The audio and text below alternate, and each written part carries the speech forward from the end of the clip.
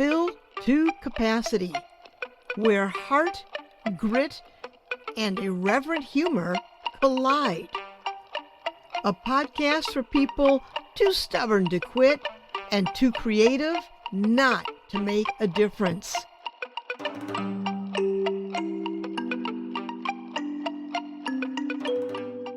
Hi, I'm Pat Benincasa, and this is Fill to Capacity. So glad you're here. Episode 123, Digital Detox and the Great Unscroll. Now, before we begin, let's go back to the 1990s, a time when the workday had a door. You left the office, you went home. Then email moved to your desktop and then to your pocket. Suddenly, you were always reachable. Now, this drive for productivity turned into a forced march of expectation, you being on call.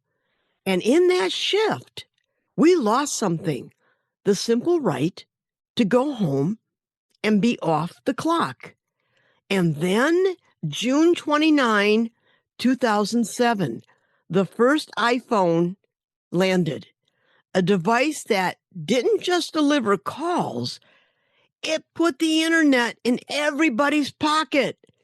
Suddenly, the boundary between life and device shrank.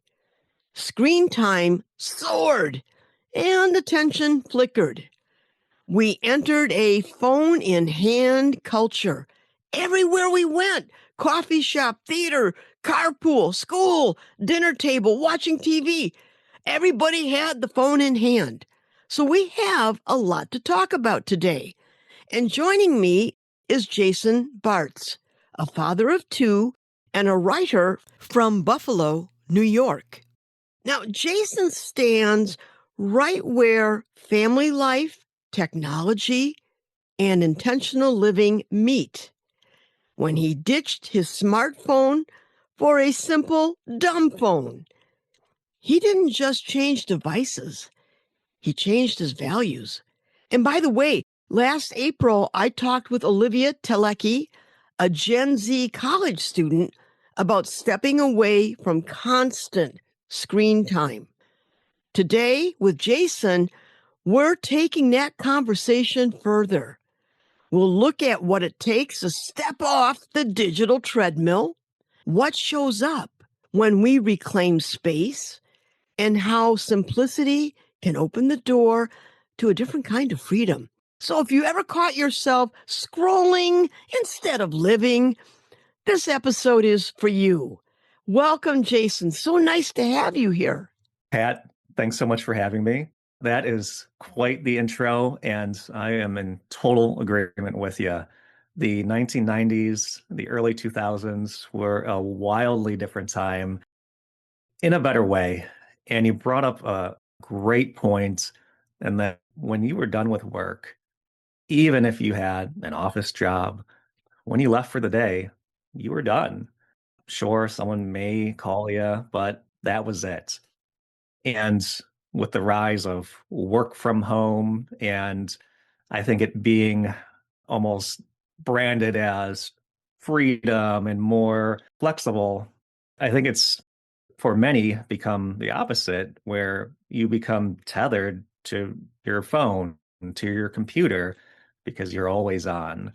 You're always looking for those Slack notifications, email notification, because the lines from your personal life and your work life start to blur. And you don't know when is the right time to disconnect. Always engaged. That is a good point, and that's what we are going to jump into.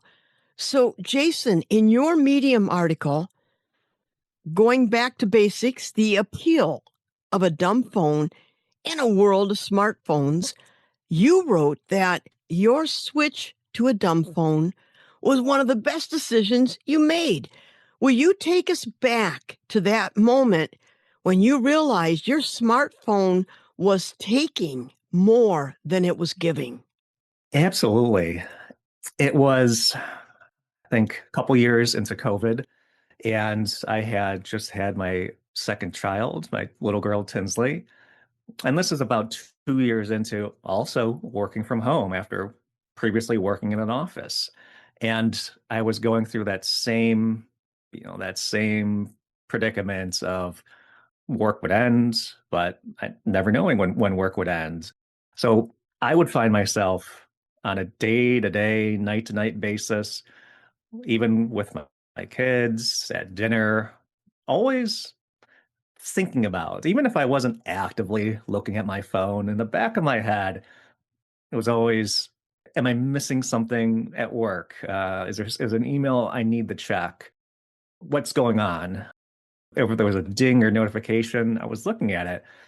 And oftentimes I would find myself on the couch while the kids are playing, embarrassingly enough to say, sitting there, scrolling, replying to emails, doing work. And other times, of course, the opposite and just scrolling through social media. And one day it just hit me, and what am I doing? I'm ignoring the life going around me, like my kids that are hanging out in front of me and wanting to play. Is there an alternative here? Is there a simpler way to, do things? So in researching and looking online at possibly some simpler alternatives or ways to enable screen time and whatnot, what took me down the rabbit hole, I would say, to some of the dumb phone communities online, on Reddit, and some of these groups that is a growing community of people that have given up their smartphones to use something like a flip phone that we used to use, to totally disconnect. And I ended up just jumping in headfirst, to the astonishment of my wife and my friends and everyone. All of a sudden, my bubble in the chats and everything would turn green, and everyone was pretty surprised with the decision. And it was certainly an adjustment, but it was certainly for the better. Yeah. Now, I want to go in a little bit different direction. The UK Guardian did an article recently, asked, is Netflix deliberately dumbing down TV so people can watch while scrolling? Mm, And then in another article by I read this. 34th Street Magazine, they pointed to Netflix rewriting scripts, quote, for an audience that is more prone to social media scrolling and distracted watching, end quote. So, Jason, in an age where distraction is a given, what does being present mean to you now, especially as a father? And you made a huge decision. I think I've read those same articles about Netflix, and I think that is so true. Second screen movies, which is just a wild concept to even think about. I think that's probably a whole other podcast that you could have. Oh, yes. But in terms of, and if you do have that podcast and have someone on to talk about that subject, please let me know, because I'd love to listen to that. In terms of what I've gained, right, from giving up a smart device, giving up a smartphone, there is the giving up the distractions and not being tethered to notifications. There is that, right? But reframing that, it's reclaiming time. When you think of screen time, right? And I think, I don't know the exact figures of the average screen time that an average adult American has, but 6 to 8 hours a day. Just think about that translated to what you can be doing throughout the day. Of course, not everyone is always 100% directly looking at their phone, but still, even a fraction of that given back to you, what can you accomplish throughout the day? And it doesn't have to be productivity. And in my case, the goal wasn't to be necessarily more productive. Maybe that's an added benefit, but it's more of just being present and just being here. Many times, just not having the phone, and let's say things you don't think about, being at a dentist appointment or a doctor's appointment or waiting for your oil to get changed. You're waiting for an hour. You don't have a phone. I mean, this is what we used to deal with, right? Yeah. Maybe there's not a slew of magazines. You were forced to just sit there with your thoughts, which is something that I feel like we have not had to do for since 2007, right? When the iPhone came out. We don't have these opportunities to really just sit there and think about things, just, stillness outside of when we say, hey, okay, I'm going to land, meditate or whatnot. But this is right. This is just throughout your life, but being really forced to be bored. But I think being bored and boredom in your life there is incredibly important, forcing you to think, forcing you to recall, previous experiences and think about things coming up, but just think about more than just what is going on right now in the present. But I think that just being aware and being present is something that has been lost. Not being distracted, we're able to regain that.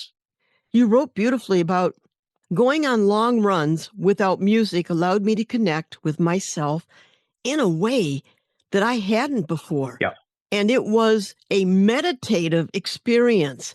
You go on to say it can be jarring exactly. at first, stuck with just your own thoughts and nothing to distract yourself with. But after the initial awkwardness wears off, it's cathartic.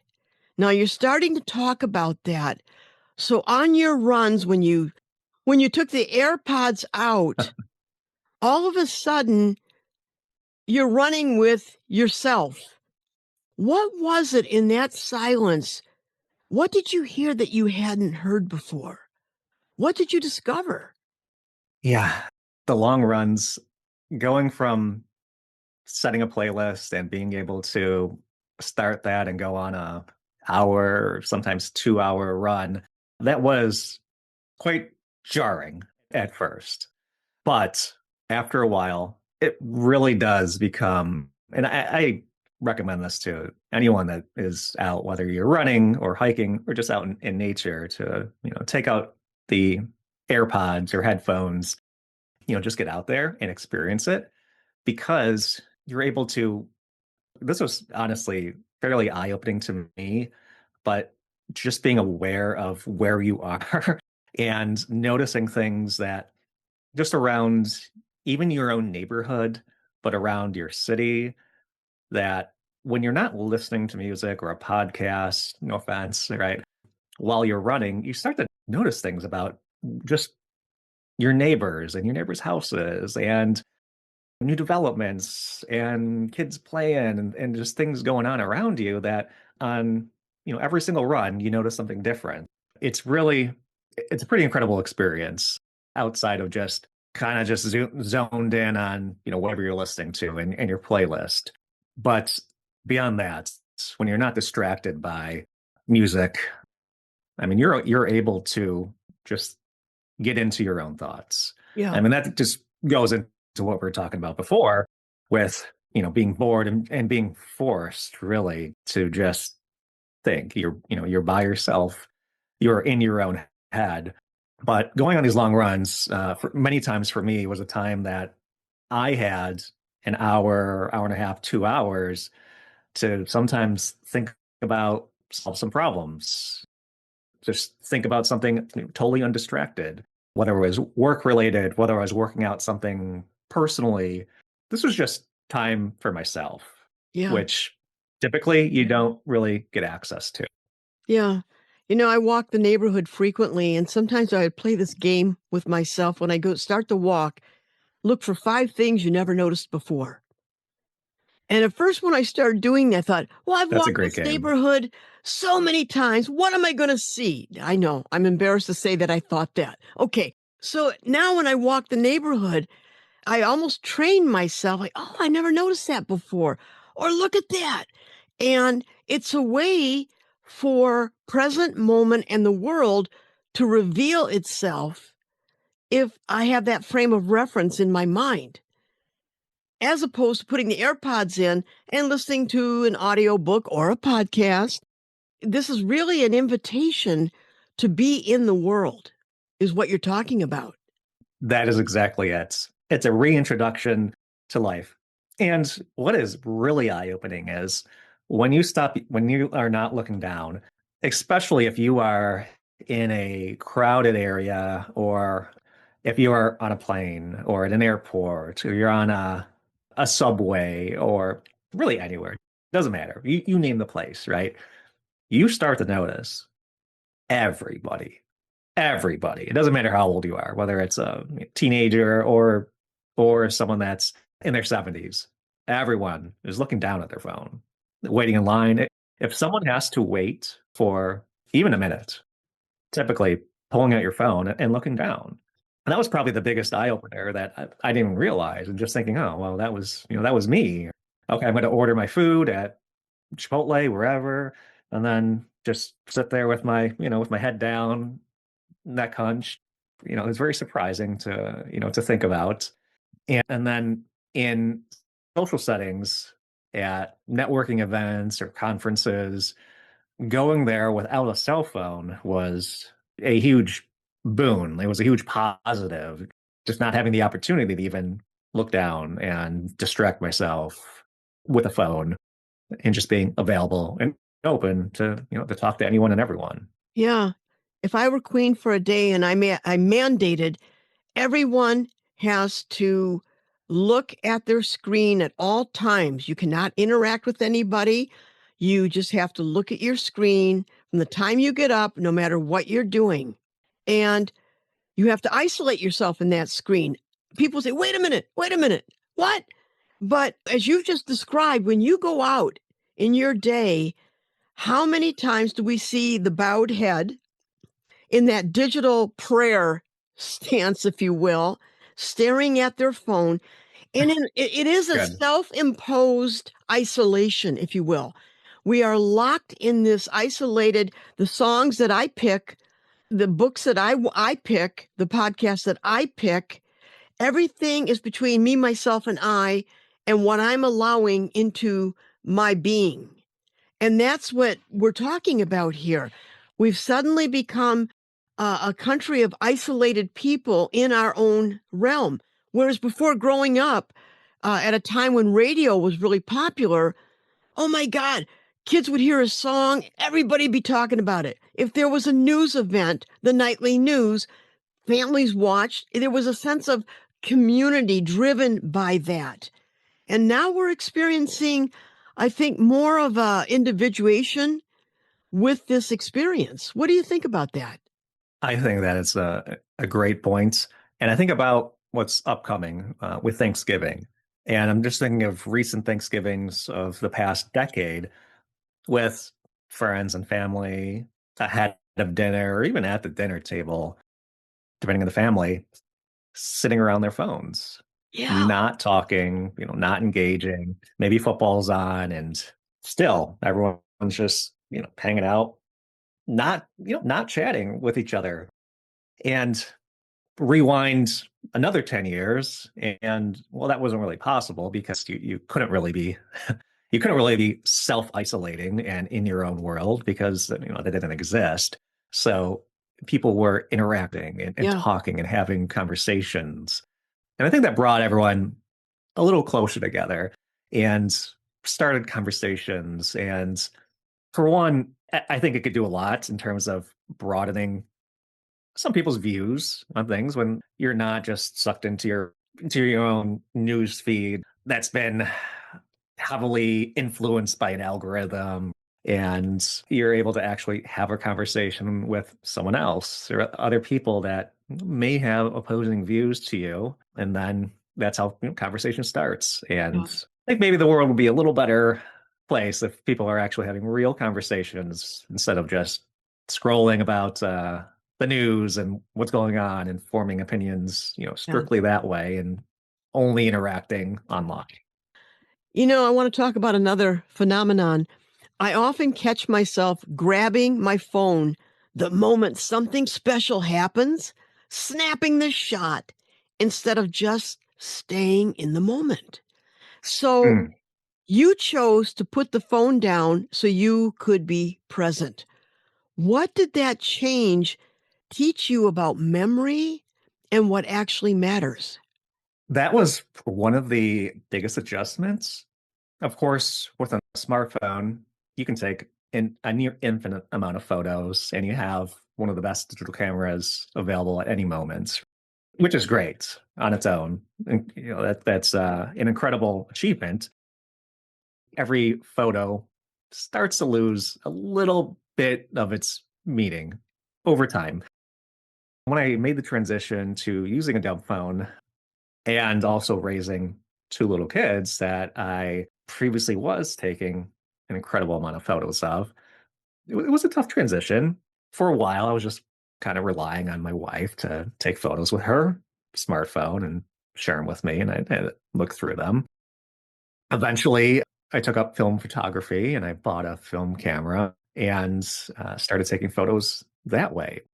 Still do today, which has been a incredible hobby, a fun hobby of mine.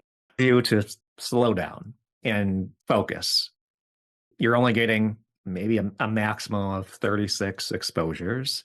For listeners who didn't grow up with film cameras, a roll of film only gives you 12, 24, or 36 shots. That's it. Back to Jason. You're only getting a finite number of shots. You have to really pause and think about kind of like, I guess, before the early 2000s when that's really all we had was Yep. film cameras. But is this a moment that I want to take a picture of? Otherwise, it has forced me in a good way, not forced me in a bad way, but forced me to be more aware and present of what's going on and be more. I know we've been talking about more in the moment, but when something is going on, I'm not taking a photo of it. I am cognizant of that and just thinking, this is an experience that that I want to remember, that I'm just sitting there watching, my son play soccer and score a goal and whatnot. I don't have the opportunity to record it. I'm not recording it right now, but I'm just enjoying it, looking at it through my own eyes and enjoying it in the moment. On its own is a great experience. You don't feel like you have to whip out a phone and then look through a viewfinder at every moment. I feel like it does, even though it is a little restraining in some aspects, it is freeing in others that I don't feel like I have to take a photograph for every single event. In some ways, I think it is very freeing. I think in general, it's just been a fun hobby to pick up. This highlights a larger cultural shift. As a visual artist, I'm a cultural worker, basically. And as an artist, it's like my Mhm. life is about observing the culture at large, as well, micro, macro views. And if we zoom out for a moment, what we're talking about highlights a larger cultural shift. When did we stop simply experiencing a moment for the need to record it? And it's as if our real life doesn't count unless it goes live on social media. So now what we've done, we've introduced a mediated element, sort of like health insurance between the doctor and you. It's the third party in the middle. Well, we've brought in the third party in the middle from our experience to what's happening to the event and then to how we process it. So it doesn't count unless it goes live on social media. What are your thoughts about that? I could not agree more with that statement that for many, things aren't real. Things don't exist or things have not happened if they're not posted to Instagram or Facebook. I've heard people say that, right? That Mhm. if this isn't posted, people won't know, right? How will they know that we did whatever? And you see, I think this has been talked about, but I think it is damaging to I think society as a whole, but especially to young kids and teenagers coming up, that the only thing that you're really seeing online and social media are people's best moments and highlight reels. No one's posting their everyday lives for the most part. You're only posting your highlight reels and the big achievements, the big moments, your vacations, big purchases, buying a home. And when your feed is just curating these things for you, that is your world, right? And Yes. if that's all you're looking at on your phone, then that becomes your perception of reality is that, oh my God, my friends and family are all successful and doing all these things, and they're all buying houses and buying cars, and I can't afford a car, and I'm never going to be able to buy a house, and you start to get depressed, Yeah. right? But that's not necessarily the reality, but that's the byproduct of everyone just living through the filtered lenses Yeah. of social media and having that be that intermediary Yeah. medium, between things. So I totally agree with you. I can't help but think that Rene Descartes is spinning in his grave when he says, I think, therefore I am. It's now we've evolved to I post, therefore I am. That's it. That is good. I tell you, I think about these things a lot, Jason. Okay. So I want to shift gears here and talk about something called the slow movement. The slow movement is a Hmm. cultural shift that encourages people to slow down and live more mindfully. Slow isn't a trend, it's a decision. Pick depth over pace, presence over speed, meaning over multitasking. Okay, you guys, one of the perks of doing a podcast is that you research the hell out of everything. So I started thinking about, hey, where did this slow idea begin? Okay, backstory coming. In 1986, a protest against McDonald's opening in Rome, Italy, sparked the slow food movement, which celebrated traditional regional cuisine, local farming, and taking your time to enjoy meals. Now, I don't need to tell you that you're talking about a country where eating a meal is an art form. Okay, I digress. The slow food movement gave rise to the slow movement. And by the way, that McDonald's did open in Rome, but it featured Italian sourced ingredients, including the McItaly burger made with 100% Italian beef and regional toppings. Okay, back to the story. So, Jason, with the way we move so fast in this country, the US, with constant screen time, if we put away the phone or get a dumb phone, it almost feels like a protest against our own habits. What does slow look like in your daily life now? Yeah, great question. And I did my own research going into this as well. And but slow living today on a day-to-day basis looks like cooking a meal at home, cooking breakfast, lunch, and dinner. Preparing it for the family. Like I'm the one that cooks here, and it's just cooking from scratch, being able to prepare something with love for your family. After I got rid of the phone, another thing that I wanted to do, actually something that I did try to do prior to getting rid of the phone, is getting off of the social media news feeds and everything. So started to look for alternative news sources or ways to get my news. In another form of slow living is I started subscribing to paper newspapers. At first, it was a publication called Delayed Gratification. It is a quarterly publication that sums up the previous quarter of news, but instead of giving the up to the minute, up to the week, up to the day news and headlines and everything, it only is giving you the stories from start to finish So in conclusion, so they're not sensationalized. They're not, these big headlines, but it is giving that last quarter of news. It was a pretty interesting concept. I think it's a British publication, but they cover the national news. So, that was one aspect. And also getting the New York Times, was another one to, just catch up on news, just getting the Sunday paper. And it's also some things that we've already talked about. It's going on walks, going on runs, totally disconnected. Sometimes without any music, going into nature, taking my kids for a hike into the park, disappearing. Probably one of the things that you have to adjust for the most, I think, right away is not having Google Maps or Apple Maps as, when you plug in your phone and having that on your car.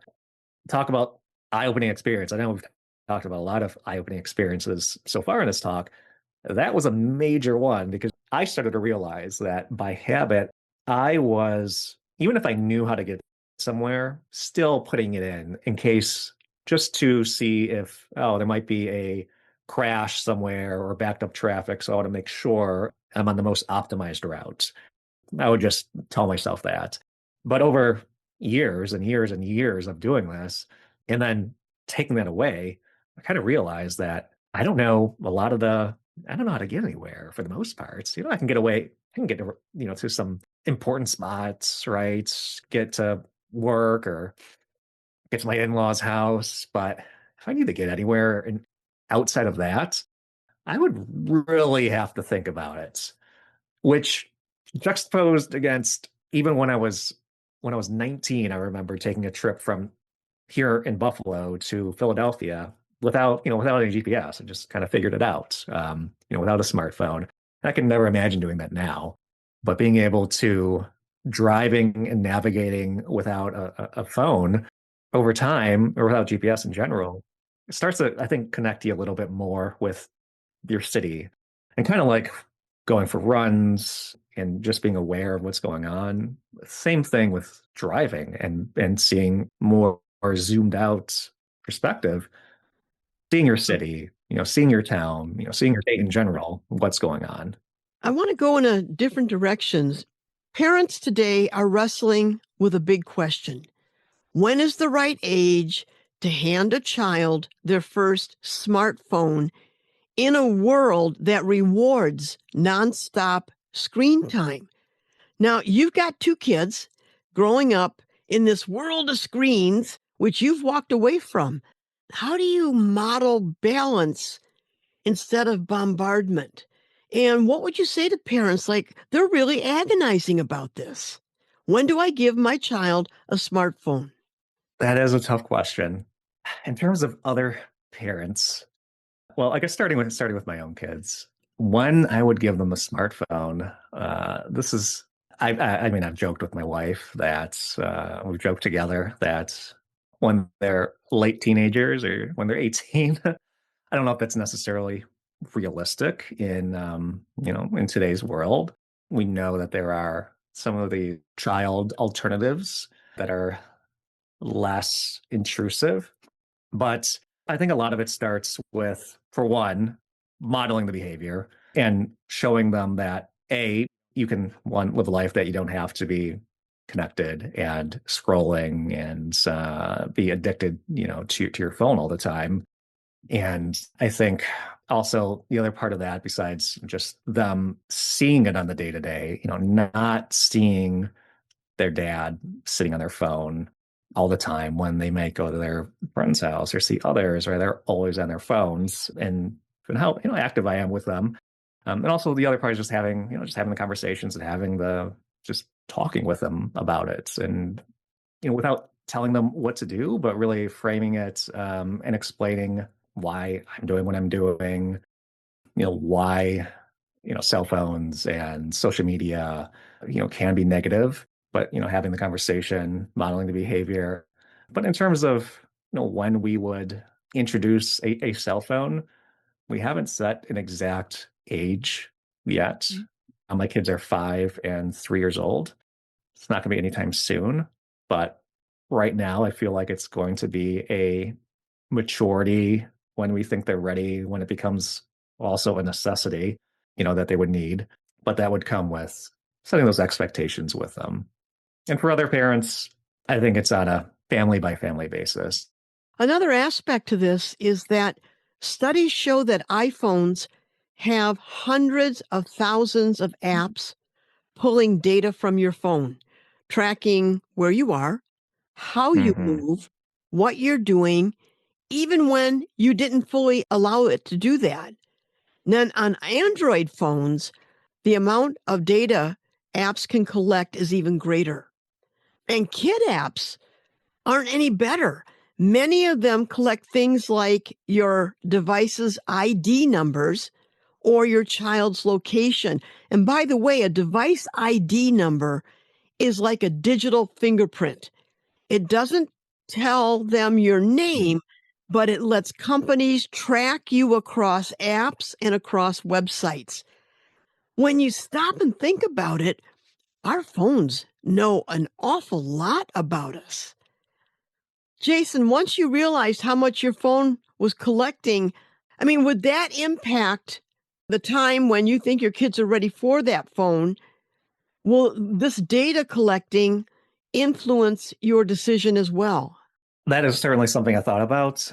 Actually, before even giving up a cell phone, that was a big topic on my mind is the amount of data collection, data mining, the amount of personal information that is out there.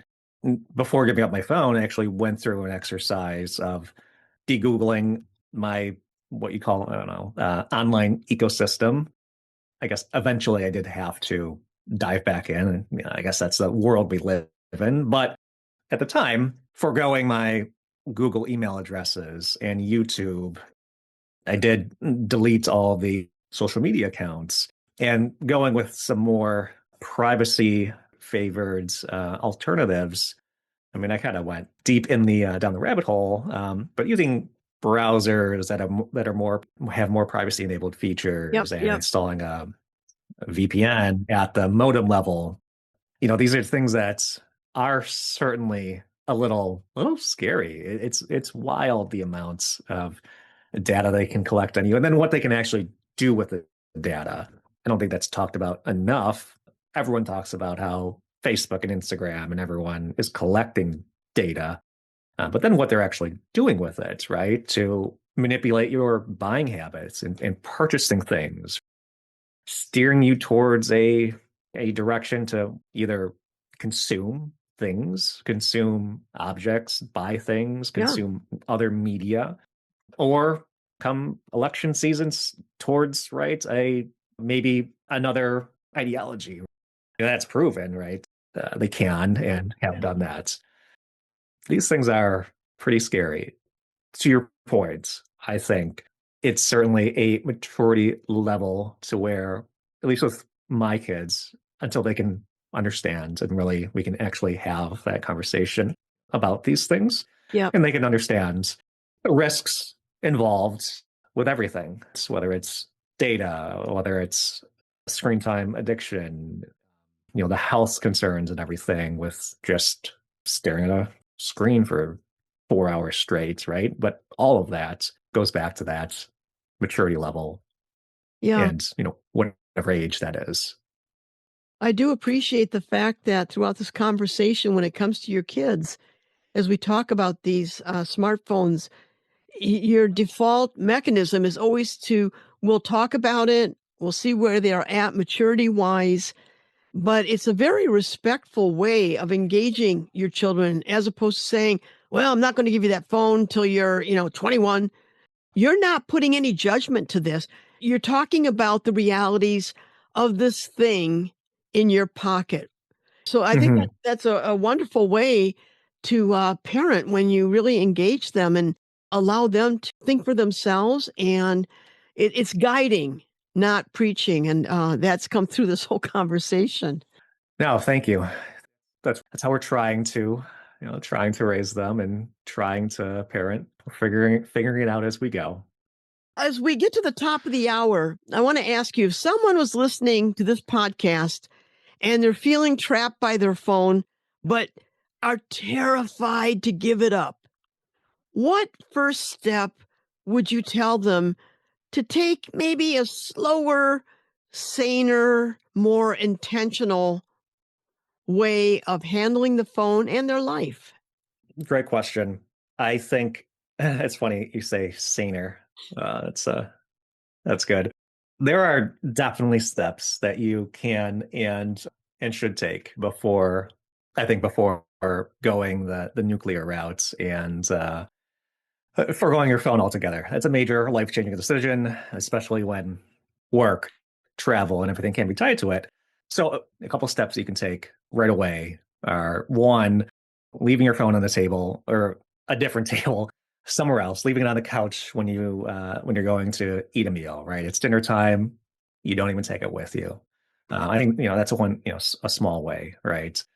So that way, at least when you're sitting with the family, sitting with your significant other, at least you're engaged there. When you go to bed, leaving it out, if you're not leaving it outside of the room, leaving it on your dresser or away from, not on your nightstand, because it's too easy to just reach and grab it, but somewhere where you're introducing some friction, right? So you can still, if you need it for your alarm clock, I do recommend getting a physical alarm clock though, but somewhere far away so that you are not able to just reach to it while you aren't sleeping for a couple minutes and you don't get sucked into a 3-hour scroll session on Instagram.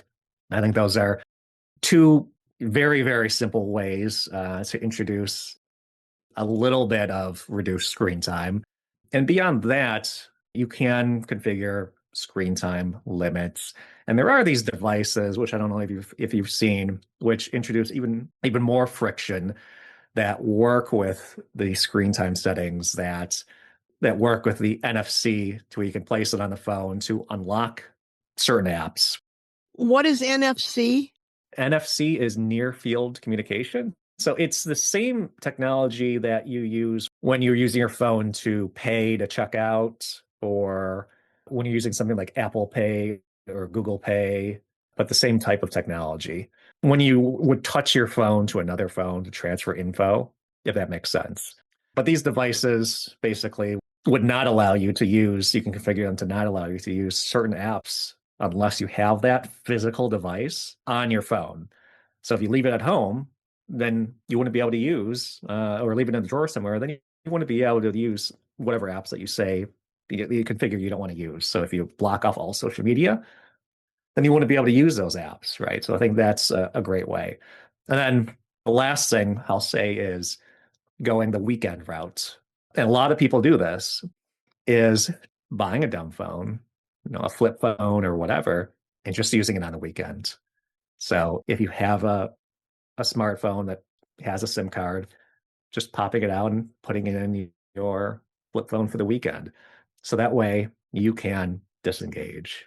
So you can leave the iPhone in a drawer and you have your flip phone if someone really needs to get a hold of you and call you, and you can still send text messages. So you're still connected and available for the bare necessities, but that's it. And if you like that route, then you can go all in if you want. Yeah. Well, those are great ideas, Jason. Hey, I want to thank you for joining me on Filter Capacity and for reminding us that life gets bigger when the screen gets smaller. Thank you so much for coming on today. I really appreciate it. Pat, thanks so much for having me. Hey, listeners, thanks for listening. Till next time, take care. Bye.